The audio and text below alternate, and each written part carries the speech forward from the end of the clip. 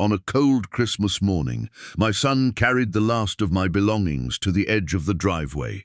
He set the box down carefully, brushed the snow from his gloves, and looked at me with a smile that felt rehearsed. "You'll be happier around people your own age, Dad," he said.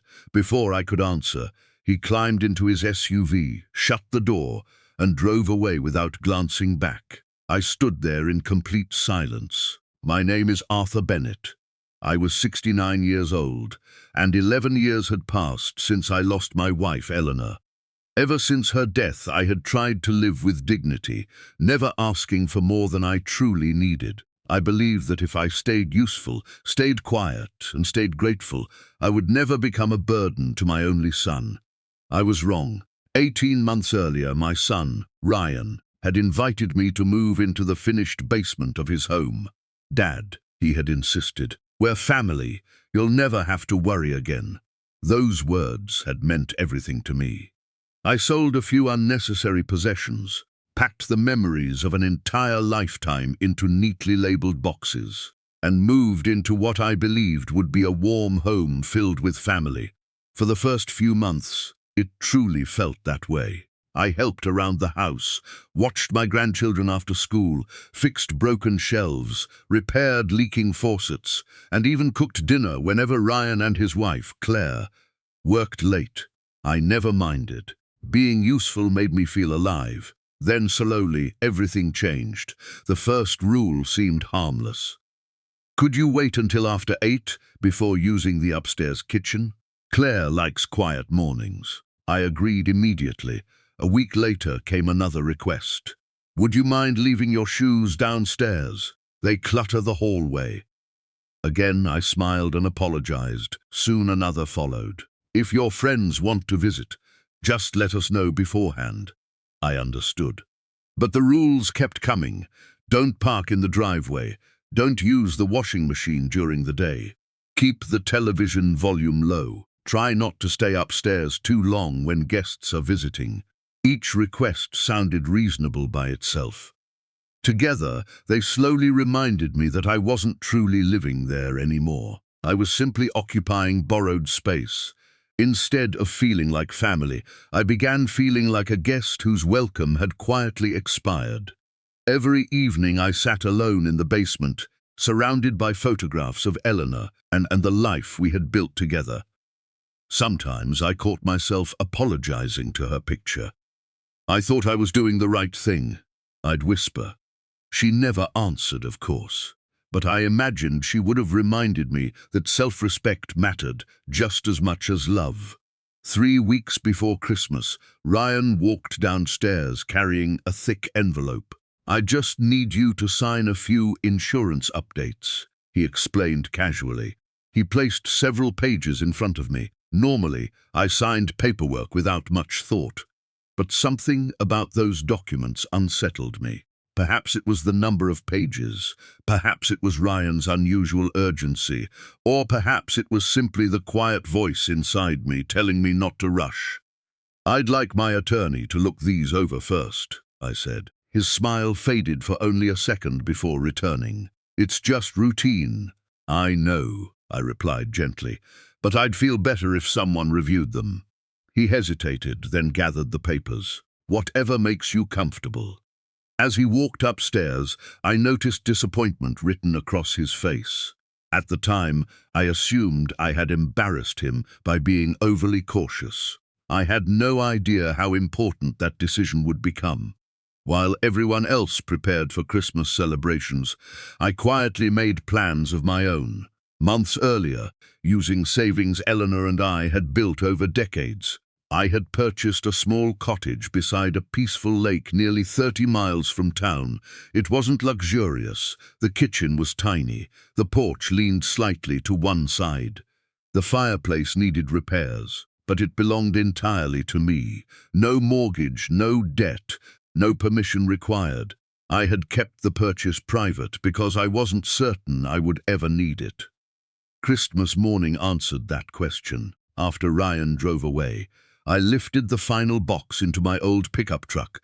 Before closing the tailgate, I looked once more at the house where I had tried so hard to fit in. Oddly enough, I felt no anger, only relief. As I drove toward the frozen lake, the rising sun painted the snow with shades of gold and silver. The road stretched ahead like a fresh beginning. For the first time in years, every mile carried away another piece of guilt I had been carrying. When I unlocked the cottage door, cold air greeted me instead of silence. I smiled. "This is home," I whispered, and for the first time since Eleanor's passing, I truly believed those words. A month passed quietly in my little lakeside cottage. Every morning, I woke to the gentle sound of water brushing against the frozen shoreline instead of footsteps above my head. I drank coffee on the porch, repaired old furniture, and rediscovered the peace I had almost forgotten existed. For the first time in years, every hour belonged to me. Then, one afternoon, my phone rang. The number was unfamiliar. I almost ignored it. "Hello, may I speak with Mr. Arthur Bennett?" a calm voice asked. "This is Arthur. My name is Adrian Foster. I'm an attorney representing your son, Ryan."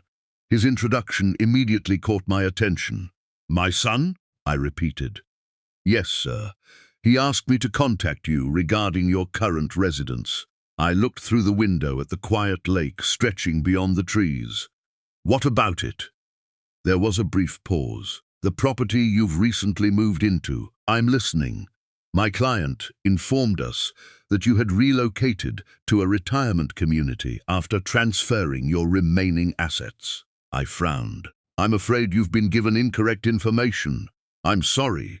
I never moved into a retirement facility." Another silence followed. "I'm standing inside my own home," I continued. "I bought this cottage with my own savings. I paid for it in full." The attorney sounded genuinely surprised. "You own the property?" "I certainly do." "Would you be willing to send me proof of ownership? I can email the deed today." "Thank you, Mr. Bennett." After ending the call, I opened the small fireproof safe tucked inside my bedroom closet. Everything important was there: the deed, tax receipts, insurance papers, bank statements. Eleanor had always insisted on keeping every document organized. "You never know when you'll need them," she used to say. Once again, she had been right. I scanned everything and emailed the documents to Adrian. Less than an hour later, my phone rang again. "Mr. Bennett? Yes, I've reviewed everything you sent. And you were telling the truth." I knew I was. He cleared his throat. "I owe you an apology. My office acted on information that now appears to be completely inaccurate." "What information?" "We were told you had disposed of your remaining real estate before entering long-term care." I tightened my grip on the phone. "I've never transferred anything. I understand that now." After thanking him, we ended the conversation. I sat quietly for several minutes. That wasn't a simple misunderstanding. Someone had convinced people that I no longer owned anything. But why? Late that afternoon, there was a knock at my door. When I opened it, I found my old neighbor, Walter Collins, standing outside with a warm loaf of homemade bread. "My wife insisted I bring this over," he said with a grin. I welcomed him inside. He looked around the cozy cottage. "So this is where you've been hiding?" "I suppose so," Walter chuckled. "I've been meaning to ask something." "What is it? Why did Ryan tell everyone you moved into assisted living?" I stared at him. "He said what?" Walter looked confused. "I thought you knew." "No. He told everyone around town that your health had declined and that professionals were taking care of you now." For a moment, neither of us spoke. Walter shifted uncomfortably. "I figured that's why nobody had seen you. I've been here the whole time." He shook his head slowly. "That's strange. After he left, his words stayed with me. If Ryan only wanted me out of his house, he had already succeeded. So why create an entirely different story?" The next morning, I drove into town. My first stop was the small diner where Eleanor and I used to eat breakfast every Saturday. The waitress smiled warmly until she saw me. "Arthur, good morning." Her eyes widened. "I thought you were living at Green Meadows Retirement Center." I forced a smile. So I've heard. She looked embarrassed. Ryan said you needed full-time care. I thanked her and left. The pharmacist believed the same thing. So did the barber. Even the owner of the local hardware store repeated the identical story. Everywhere I went, people spoke kindly to me. But every conversation confirmed the same unsettling fact. Someone had carefully spread the idea that I was no longer capable of living independently. By the time I returned home, confusion had turned into deep concern. Then I remembered something. 3 weeks before Christmas, the envelope, the papers Ryan wanted me to sign. I walked directly to my filing cabinet. Fortunately, I had kept copies after refusing to sign them. I spread every page across my dining table. At first, everything appeared ordinary: insurance updates, policy information, routine forms. But near the bottom of the stack, 3 pages looked different. Much different. The wording wasn't about insurance at all. One document authorized another person to discuss my financial accounts. Another granted access to retirement investments under certain circumstances. The final page made my heart sink. If I had signed it, Ryan would have gained legal authority to manage my assets if I were ever declared unable to handle my own financial affairs. I stared at the papers for several long minutes.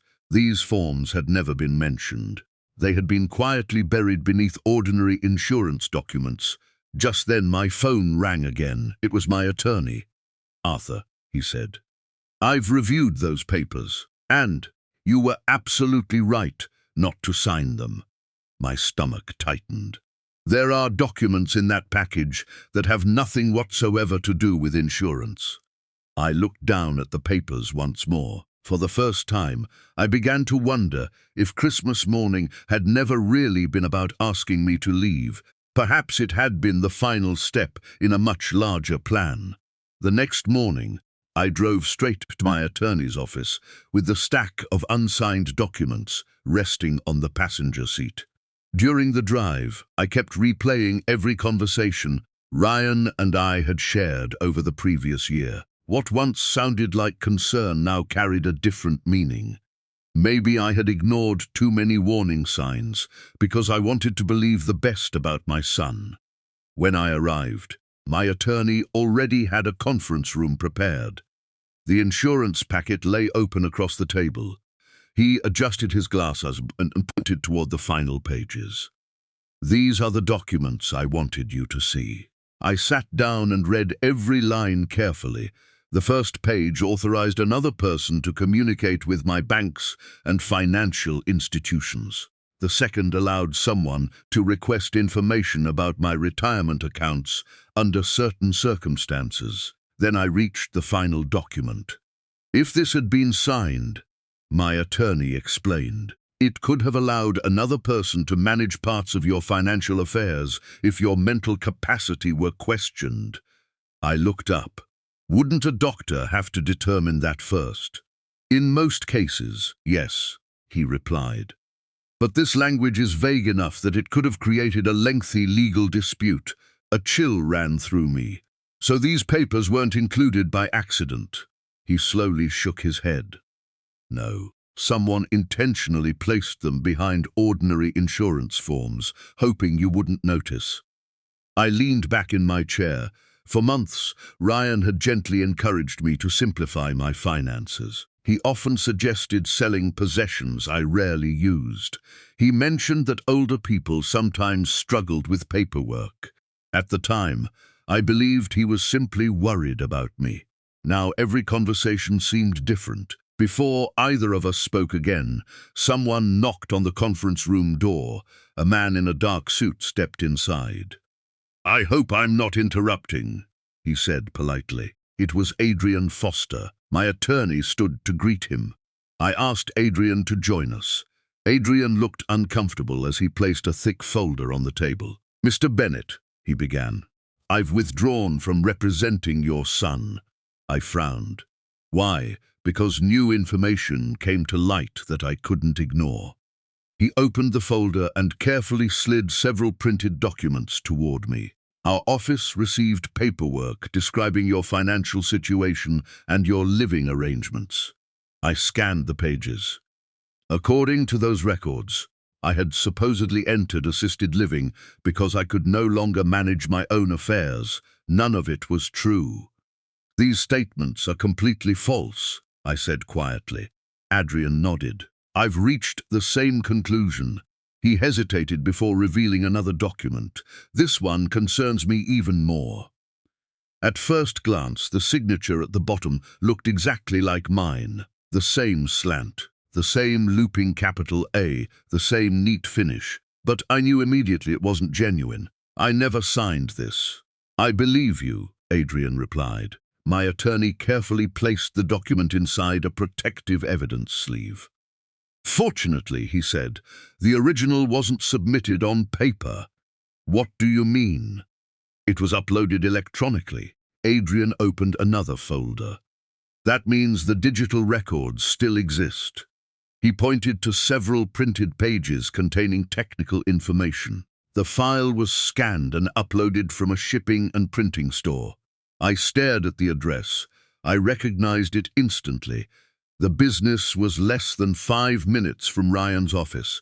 My attorney folded his hands. We're not making accusations yet. But someone went to considerable effort, Adrian continued, to create the appearance that you were voluntarily giving up control of your affairs. I rubbed my forehead. What was the purpose? Adrian answered carefully. If enough people believed you had moved into assisted living and were no longer capable of managing your finances, very few would question why someone else suddenly began handling your accounts. The realization settled over me like a heavy blanket. This wasn't simply about asking me to leave Ryan's house. Someone had been building a story, every conversation, every rumor, every document. Together, they created a picture of an aging man slowly losing control of his life. And once everyone believed that story, questioning suspicious paperwork would become far less likely. Before I could gather my thoughts, my phone vibrated. It was a text message from Walter Collins. Arthur, I thought you should know. Ryan is showing the house to a real estate agent this afternoon. He's telling buyers everything will be settled soon. I stared at the message before handing the phone to my attorney. He read it silently. The paperwork isn't settled, I said. No, he agreed, but it sounds like someone believes it soon will be. I slowly stood. I think it's time I spoke to my son face to face. Neither attorney tried to stop me. Instead, my attorney handed me copies of every document. Take these with you, he said. If questions are asked, facts speak louder than emotions. As I walked toward the parking lot, I wasn't thinking about money. I wasn't thinking about property. I was thinking about the little boy who once reached for my hand whenever he crossed the street. Somewhere along the way, that boy had become a man I no longer recognized, and I was about to discover just how much of the truth he actually knew. I arrived at Ryan's house just before noon. Several unfamiliar cars were parked along the curb. A real estate agent stood in the front yard, speaking with a young couple while admiring the property. Fresh winter sunlight reflected off the windows, making the house appear brighter than I remembered. The front door stood open. I walked inside without knocking. The agent was explaining the home's features when Ryan noticed me. His cheerful expression disappeared instantly. "Dad?" he said, clearly surprised. "What are you doing here?" "I came to collect something I left behind." The agent sensed the tension immediately. "I'll give you a few minutes," she said politely before leading the prospective buyers outside. Silence settled over the room. Ryan folded his arms. "You could have called first. I didn't think I needed an appointment." Without waiting for permission, I walked toward the basement. The moment I reached the bottom step, my heart sank. Everything was gone, not just my furniture. The bookshelves I had built with my own hands had been removed. The old reading chair Eleanor had loved was gone. Even the framed family photographs that once decorated the walls had disappeared. Fresh paint covered every surface. There wasn't a single sign that I had ever lived there. It felt less like an empty room and more like someone had erased my existence. I slowly climbed the stairs. Ryan and Claire were waiting in the kitchen. I looked directly at my son. "You're moving quickly," he shrugged. "We decided to sell the house and move closer to Claire's parents." "I see." For several seconds, neither of us spoke. Finally, I asked the question that had followed me for weeks. "Why does everyone in town believe I'm living in assisted care?" Ryan's face immediately lost its color. "What? I've heard the same story from neighbors, friends, and local businesses." He looked genuinely startled. "Who told you that?" "Nearly everyone." His eyes shifted toward Claire before returning to me. "It must have been a misunderstanding." I slowly removed several papers from the folder my attorney had prepared. "I don't believe it was." I placed them on the kitchen counter. Ryan looked down at the documents. His expression changed the moment he recognized the signature page. "I've never seen this before," he said quickly. I wanted to believe him, I truly did. But then I noticed something. For only a brief moment, his eyes drifted toward Claire. She immediately lowered her head. Neither of them spoke. That tiny glance lasted only a second. Yet it answered more questions than words ever could. Someone in this house knew exactly where those documents had come from. The silence grew heavier. Finally, Ryan spoke again. "Dad, I don't know what you're trying to prove. I'm trying to understand." Before he could answer, my phone rang. It was Adrian. "Excuse me," I said before stepping onto the front porch. The cold air hit my face as I answered. "Arthur speaking. We've identified the source of the electronic signature." My heart began pounding. "Who submitted it?" "It wasn't Ryan." I closed my eyes for a moment. "Then who?" Adrian spoke carefully. "The digital records show the documents were uploaded using Claire's email account." For several seconds I couldn't speak. "Are you certain?" "Yes."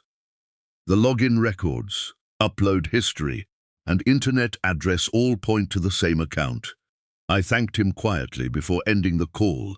When I walked back inside, both Ryan and Claire looked at me. "What did he say?" Ryan asked. I placed my phone on the counter. The forged documents were submitted from Claire's email account. Ryan stared at his wife. "No." Claire's eyes filled with tears.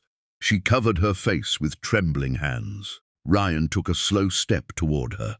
"Tell me this isn't true." She remained silent. "Claire," finally she whispered, "I'm sorry."